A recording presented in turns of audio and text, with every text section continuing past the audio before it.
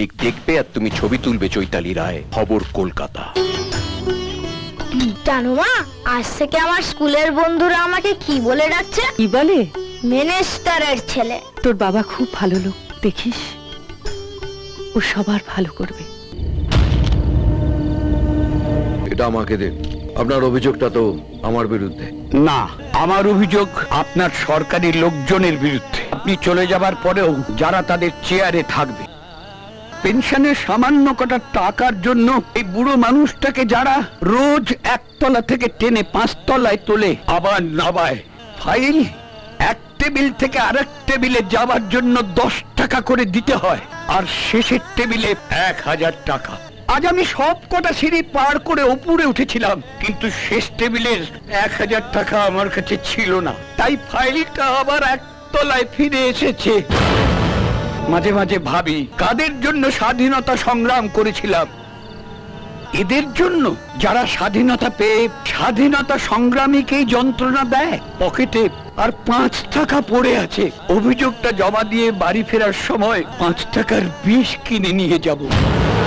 আচ্ছা, 5 টাকায় মরার মতন বিষ পাওয়া যায় না?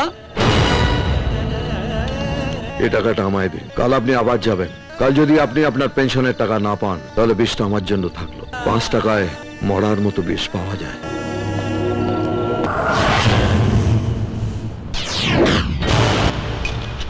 আরো 10 টাকা দিন।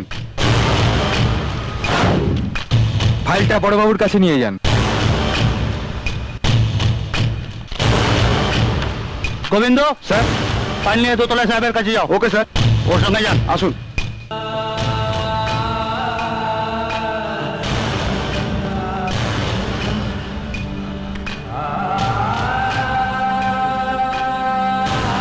আপনার চেক রেডি হয়ে পড়ে আছে।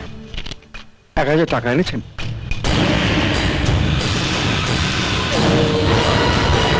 তোমার জন্য 1000টা প্যাঁদানি বরাদ্দ হয়েছে। স্যার, আপনি?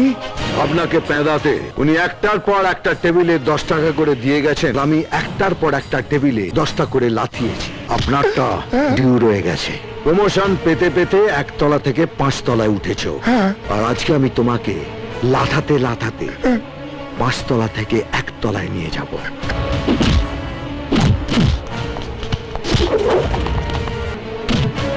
ঘুষ চাই 1000 টাকা।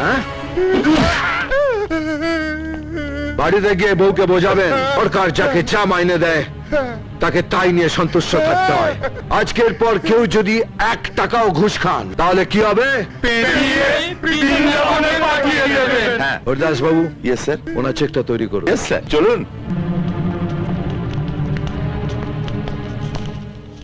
আপনার এই 5 টাকাটা আমার কাছে রেখে দিলাম। যদি দেখি আপনার মতো কোনো মানুষ যন্ত্রণা পাচ্ছে, সেদিন এই টাকাটা আমার কাজে লাগবে। ওই টাকাটা আপনার আর কোনোদিন প্রয়োজন হবে না। পরাধীন ভারতে সামনাসামনি নেতাজিকে দেখার সৌভাগ্য আমার হয়নি।